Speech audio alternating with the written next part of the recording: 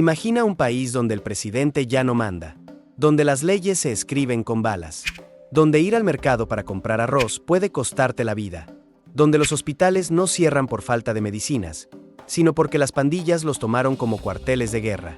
No es una película post-apocalíptica, no es una distopía de ciencia ficción.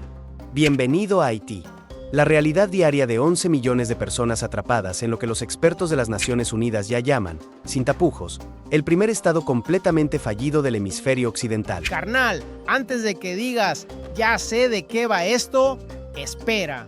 Porque lo que te voy a contar no es la historia de siempre, es la historia que viven millones de haitianos cada día, y es mucho peor de lo que imaginas.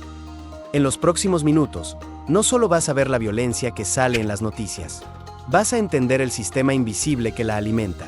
Te voy a explicar, paso a paso, cómo un país que fue la primera república negra independiente del mundo, un símbolo de libertad, terminó siendo gobernado desde una prisión por un tipo apodado Barbecue. Te voy a mostrar la cifra que define esta pesadilla, el 80% de la capital controlada por pandillas. Y te voy a revelar el negocio más oscuro que financia esta guerra, uno que involucra hospitales, mercados negros internacionales y que es mucho peor que el narcotráfico. Al final de cada sección, como siempre te daré mi calificación de peligro con chiles, del 1 al 5, para que entiendas la escala real del infierno que se vive a solo un par de horas de vuelo de Miami. Apunta bien, carnalito, porque esta es la historia que los noticieros ya dejaron de contar, por ser demasiado incómoda para seguir siendo tendencia. La primera pregunta es obvia. ¿Cómo diablos se llegó a esto? La respuesta es simple y aterradora. Las pandillas en Haití no nacieron por generación espontánea. Fueron creadas, o mejor dicho, cultivadas. En los años 90, durante la inestable transición a la democracia, los políticos locales descubrieron una forma muy efectiva de asegurar el poder. En lugar de comprar votos con promesas, los compraban con armas. Literalmente. Entregaban pistolas y rifles a jóvenes de barrios pobres y marginados, los llamados bidonvilles, a cambio de lealtad, intimidación de oponentes y movilización en las elecciones. Esos jóvenes sin trabajo ni futuro se convirtieron en la base de operaciones de los políticos. Cuando el político de turno perdía el poder o era asesinado, el arma se quedaba. Y el joven también. Ahora sin patrón, sin trabajo, pero con un arma en la mano y el conocimiento de cómo usarla. Ese fue el embrión. El crecimiento exponencial vino después del devastador terremoto de 2010. Haití recibió más de 13.000 millones de dólares en ayuda internacional. Una cifra histórica. Y una parte enorme de ese dinero, simplemente, se perdió.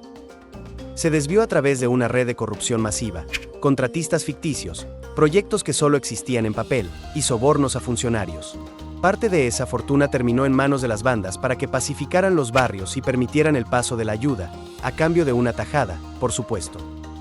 Sin querer, la comunidad internacional no solo estaba reconstruyendo casas, estaba financiando el armamento y la consolidación de las pandillas. A ver, o sea que el propio Estado creó las pandillas con fines políticos y luego la ayuda internacional, con la mejor de las intenciones, las hizo millonarias. ¡Qué desmadre! Y el golpe de gracia, la estocada final, fue el asesinato del presidente Jovenel Moïse en julio de 2021, en su propia residencia. Un magnicidio que hasta hoy sigue sin resolverse. Ese acto creó un vacío de poder total. No había gobierno, no había autoridad, no había nadie al volante. Las pandillas, ya armadas, financiadas y con control territorial, simplemente dieron un paso al frente y tomaron el control que el Estado había abandonado por completo. Calificación de peligro: 5 chiles. Peligro histórico estructural. El problema no es de hoy. Es una bomba de tiempo que llevaba 30 años fabricándose y que finalmente explotó.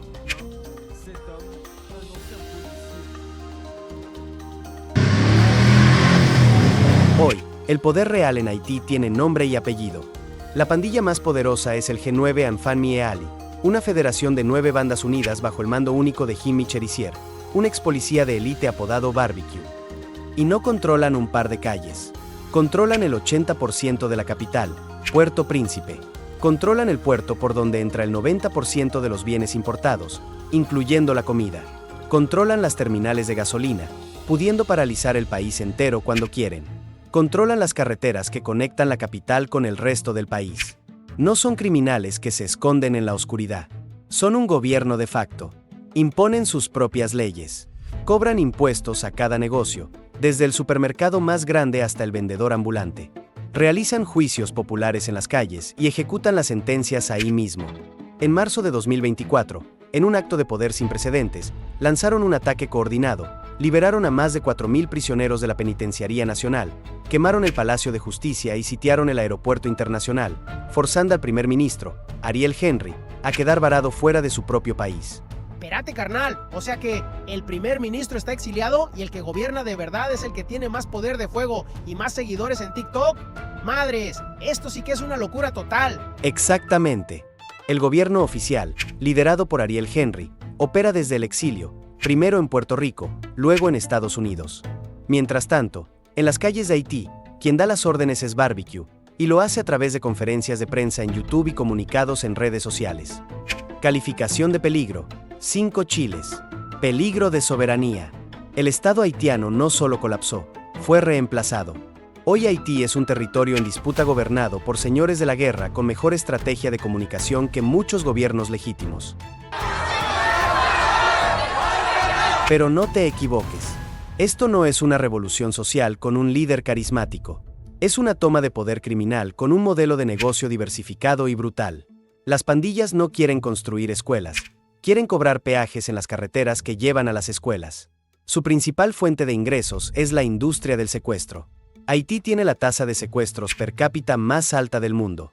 Y el modelo cambió. Ya no secuestran solo a empresarios o extranjeros. Ahora secuestran a cualquiera.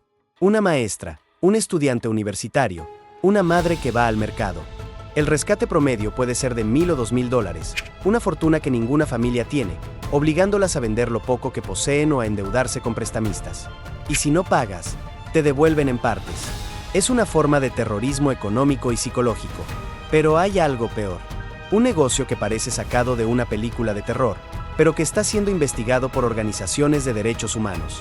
Ante el colapso total del sistema de salud, ha surgido un mercado negro de tráfico de órganos.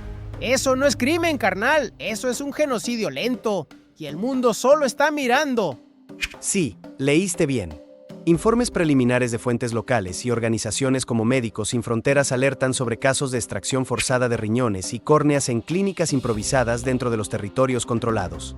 Los hospitales públicos, como el Hospital General de Puerto Príncipe, han sido saqueados, vandalizados y convertidos en bases de operaciones. Las ambulancias son robadas para transportar armas. Los médicos son asesinados o secuestrados por su conocimiento. En este nuevo orden, la vida humana no solo no vale nada, se ha convertido en la mercancía más rentable. Calificación de peligro: 5 chiles. Peligro físico extremo. Aquí, tu cuerpo no solo está en riesgo por una bala perdida, está en riesgo de ser desmantelado y vendido por piezas en un mercado sin ley. La pregunta del millón: ¿por qué la comunidad internacional no interviene? La respuesta es un cóctel de fracaso, corrupción y miedo. La ONU admite que sus misiones anteriores en Haití fueron un desastre. La ayuda del terremoto de 2010 se manejó con una corrupción escandalosa. Estados Unidos envía armas, pero estas a menudo terminan en el mercado negro, en manos de las propias pandillas. En 2023, Kenia prometió enviar 1,000 policías para restaurar el orden. La misión se ha pospuesto una y otra vez. Nadie quiere meter a su gente en un infierno sin un plan de salida claro. Pero la raíz más profunda es económica y estructural. Haití no tiene industria, no tiene empleos. Las pandillas ofrecen lo que el Estado no puede dar: trabajo y un sentido de pertenencia, aunque sea criminal. No es que las pandillas sean demasiado fuertes, es que el Estado es demasiado débil. Y mientras el Estado sea un cascarón vacío, las pandillas seguirán siendo la única opción para miles de jóvenes. Espérate, carnalito, aquí déjamela venir despacio. O sea que el plan es: mandamos dinero pero se lo roban, mandamos armas pero las usan en su contra, mandamos promesas pero nunca llegan, y mientras tanto, ¿la gente se sigue muriendo? Exactamente. Lo más escalofriante no es la violencia, es la normalización del horror. Los niños juegan fútbol entre barricadas de neumáticos quemados. Los jóvenes graban TikToks bailando sobre coches incendiados. La vida sigue, pero en un modo de supervivencia que nosotros no podemos ni imaginar. Mientras el mundo debate y se lava las manos, Haití sangra, pero también resiste. En Cité Soleil, el barrio más peligroso de América, Una madre entierra a su hijo por la mañana y por la tarde abre su pequeño puesto en el mercado para alimentar a los que le quedan. En Delmas, un médico opera a un niño herido de bala con la linterna de un celular porque no hay electricidad hace semanas. En Bel Air, una maestra da clases a 20 niños en el patio de una casa en ruinas porque la escuela fue incendiada.